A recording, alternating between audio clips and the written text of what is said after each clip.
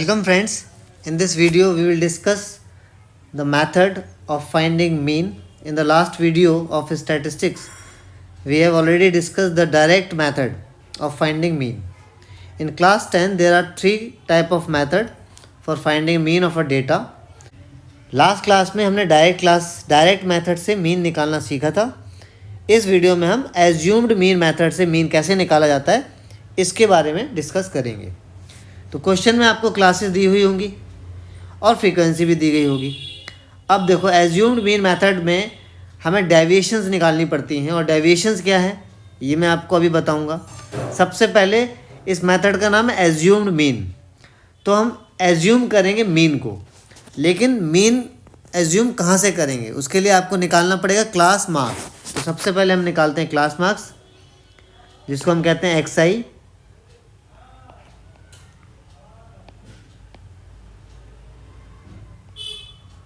इसको हम एक्सआई भी बोलते हैं.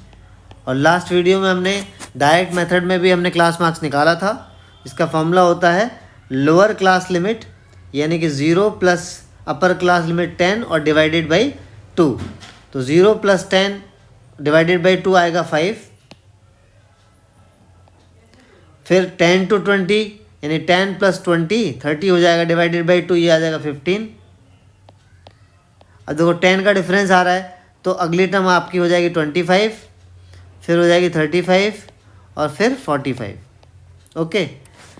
अब ये जो मेथड है एज्यूम्ड मीन मेथड, इसमें सबसे पहले मैं आपको फॉर्मूला बताता हूँ. एज्यूम्ड मीन मेथड से हम मीन कैसे निकालते हैं. तो formula for finding mean by assumed mean method is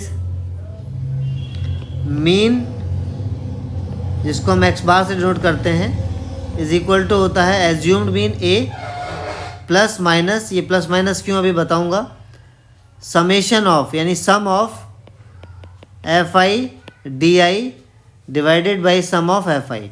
ये फॉर्मूला है. अब फॉर्मूले के लिए देखो सबसे पहले आपको चाहिए ए क्या है, ए एज्यूम्ड मीन है. तो जो आपने क्लास मार्क निकाले हैं ये वाले, इसमें आप बीच की वैल्यू को एज्यूम कर लेंगे मीन, तो इसको हम एज्यूम्ड मीन कहेंगे. ठीक है.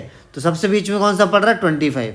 तो 25 को हम एज्यूम्ड मीन एज्यूम करने वाले हैं, उसको 25 को एज्यूम करने वाले कि ये हमारा एज्यूम्ड मीन है. ठीक है. तो यहाँ पर हमने 25 को एज्यूम्ड मीन या ए एम मान लिया है. अब हमें निकालना पड़ता है डेविएशंस, जिसको हम डी आई, देखो फॉर्मूले में जो डी आई आया है, फॉर्मूले में जो डी आई है, ये डी आई होता है डेविएशन. और ये डेविएशंस कैसे निकाली जाती हैं, D I is equal to होता है X I minus assumed mean. ये आपने एक्स आई निकाले हुए हैं ये सारे. ठीक है. इसमें से हम एज्यूम्ड मीन को माइनस कर देंगे. तो देखो यहाँ पे है 5 और 5 में से एज्यूम्ड मीन कितना है 25. माइनस करोगे तो कितना आ रहा है, कितना आ रहा है -20. फिर 15 में से माइनस करेंगे हम 25 को, तो 15 माइनस 25 कितना आएगा -10. और फिर 25 माइनस 25 करेंगे तो कितना आएगा 0. फिर 35. ठीक है ना. डी आई कैसे निकाल रहे हैं, x I minus A assumed mean करके. तो यहाँ पर एक्स आई कितना है आपका, एक्स आई यहाँ पे कितना है 35, और इसमें से माइनस करना है एज्यूम्ड मीन को. तो 35 माइनस 25 कितना आ जाएगा 10. और फिर आएगा लास्ट 45, आपका एक्स आई है और एज्यूम्ड मीन है 25. तो 45 माइनस, तो एज्यूम एक्स आई है आपका 45. ठीक है. और ए आपका है 25. तो 45 माइनस 25 कितना आ जाएगा 20. तो आई होप आपको समझ में आ गया होगा ये डेविएशंस डी आई हमने कैसे निकाला है.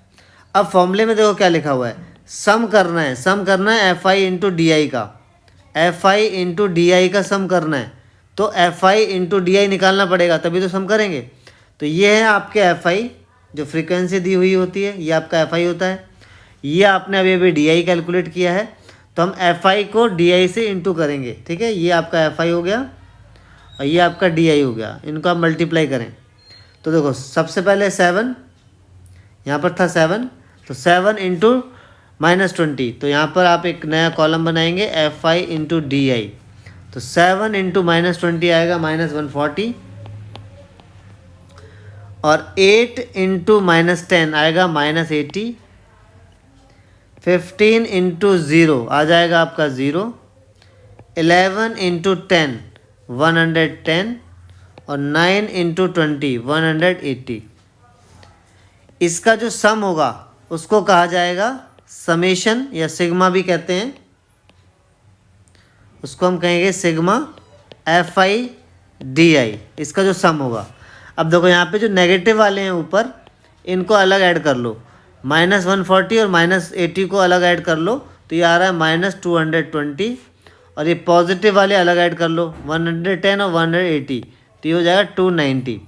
और इन दोनों को अगर सॉल्व करते हैं तो ये -220 और 290 सॉल्व करोगे तो ये आपका आएगा 70, दोनों को ऐड करने पर आ रहा है 70। तो ये आपका आया समेशन FI/DI। अच्छा, फॉर्मूले में आपको एज्यूम्ड मीन चाहिए था, तो ये आपका एज्यूम्ड मीन है, स्क्रीन पे देखो, ये आपका जो 25 है ये आपका एज्यूम्ड मीन है, ठीक है।